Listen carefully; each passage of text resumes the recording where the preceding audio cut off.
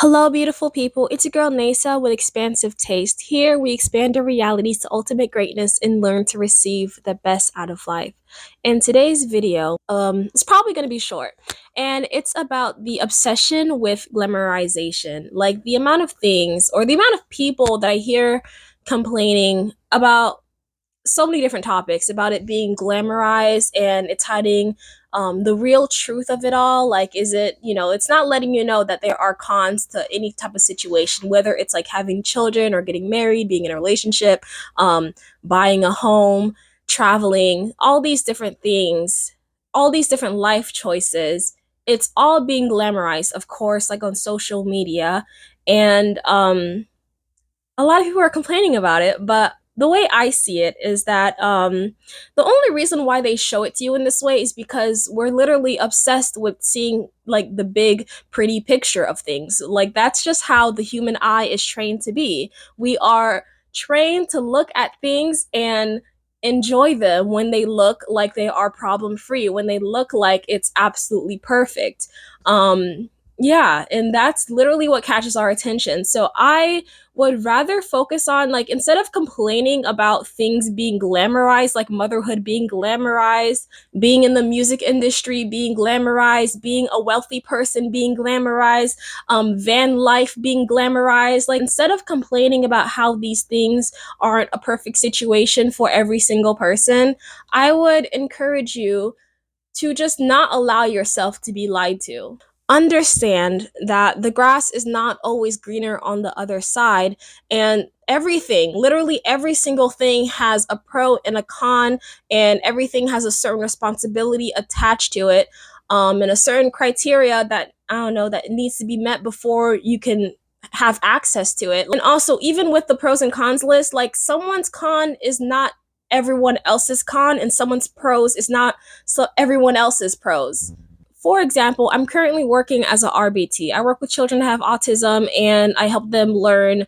I help them learn a lot of things and help them manage their behaviors. And something that is like attached to my job sometimes like I just find it easier to buy my own materials or make my own materials, and like buy reinforcers myself rather than depending on like my agency to buy it for me. And a lot of other RBTs will complain about this. They're like, oh, I don't want to spend my money on my job. And that's completely understandable. And that's a con to them. But for me, I actually have a lot of fun buying things for my job. I have a lot of fun making my own materials. I like having my own reinforcers, my own toys, my own treats that I can buy to help the kids learn or whatever. Like, it doesn't hurt me. It actually makes me feel very happy to have these things. Another example is that when the lockdown happened and we all had to stay home, like, I know some of y'all were really mad about that. We're really sad. We're really hurt.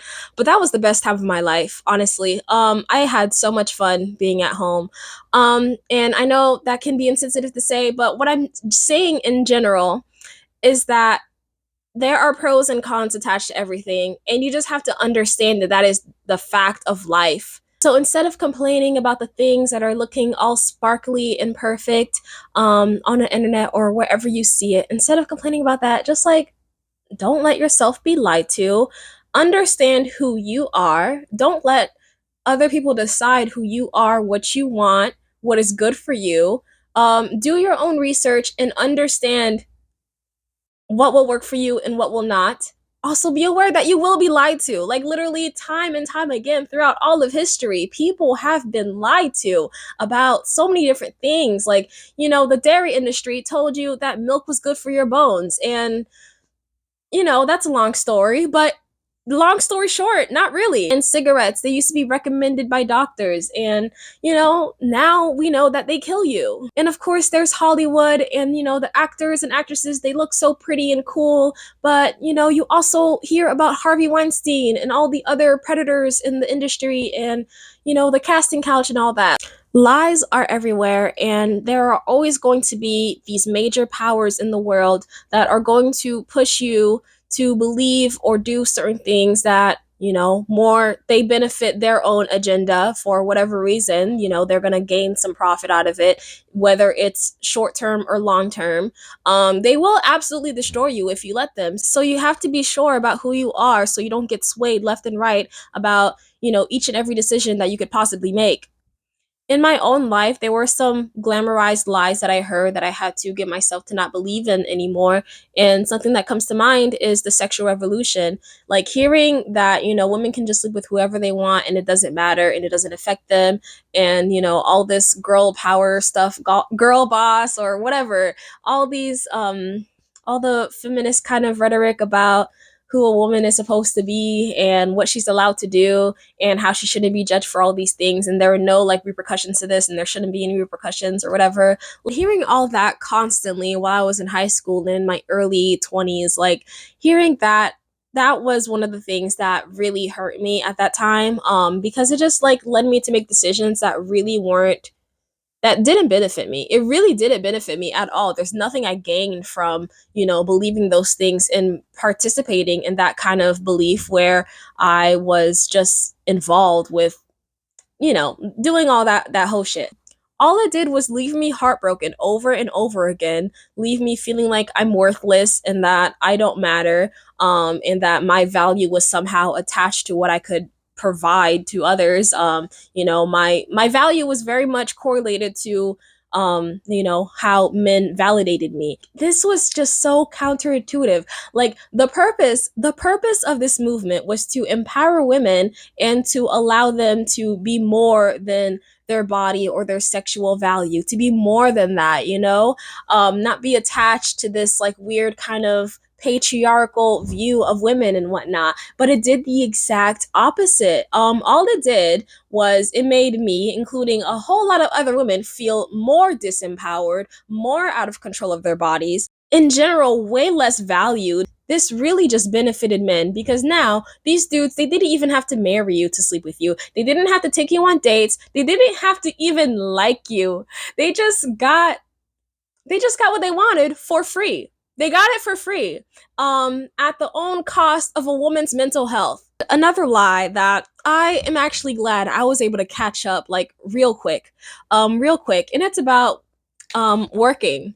uh Very early on, I just like knew, like, yeah, I think I just want to be a stay-at-home mom. I don't want to be working at any of these jobs 40 hours a week. I don't care enough about money to do that. Thing is, I actually have liked a lot of my jobs. I've had fun, whether it was like, being in customer service, being in sales, being a teacher, a tutor, whatever. I've had fun, like even when I was just like making sandwiches and whatnot. Like it's been fine. I don't mind working in general. I just don't like the attachment to it. I don't like that it's something that I have to be on the schedule to do like all the time. It's very inconvenient. Like it's my life.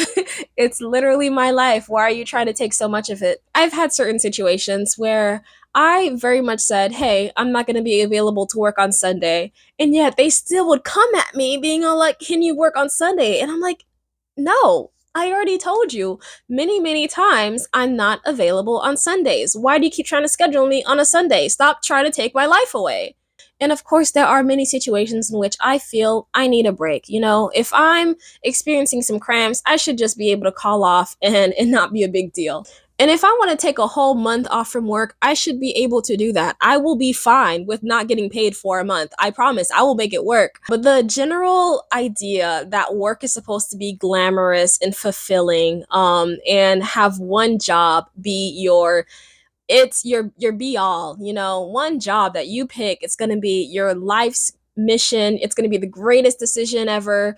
I never fell for that. I was just like, yeah, I'm completely fine doing gig work. I'm an artist. I've been very consistent with a lot of my jobs, and me being a registered behavior technician, I've been doing that for like 2 years or whatever, but I'm leaving soon. But I do see that a lot of people are falling into that that lie, and they're mad about it because they're like, you told me all I had to do was get a college degree and I could afford to live life and be happy and do all these different things. But it's like, no, I don't think, even if that's what you were told, why did you believe it? That sounds harsh, but like literally, like at this point, stop believing things. Stop believing these things that they tell you.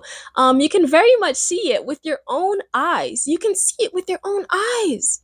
You can literally ask your parents. Like a lot of people are saying, oh, motherhood is like so glamorized, and now that people are actually telling the truth, I'm now child free. But it's like, I don't get it. Like I don't get it. Where was the lie? Did you like, I'm sorry, it's not like they're billionaires. It's not like the equivalent to being a mother is a billionaire. Like, it's not something where you have to dig so reach to actually see the truth. Like, I don't know what a billionaire's life looks like, but I do know what a mother's life looks like. At least kind of. I have a mother. All I have to do is ask her, and then all of a sudden, the whole myth of motherhood being glamorized suddenly doesn't become glamorized anymore. Like, what are you guys doing? Are you actually awake? Like, I just know, even back when people were smoking cigarettes because they thought it was healthy and cool, like, come on, you heard that cough. You heard the raspiness in their voice. And you still wanted to believe that it was good for them? Oh yeah, that sounds really healthy. The lies are there, guys, but just look, pay attention. Oh my gosh, this is another thing.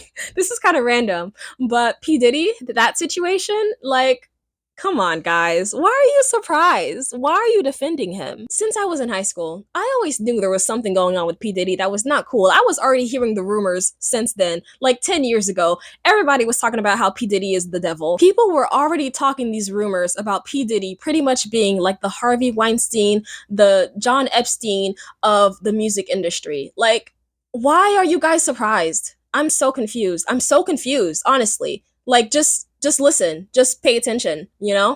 But yeah, that's pretty much all I have to say. I have to hurry up because I got some food that I'm cooking. And it's probably burnt now. Maybe a little crispy. But that's all, beautiful people. Thank you so much for watching and making it to this point in the video. Goodbye, beautiful people. I sent you my love. Mwah, bisous.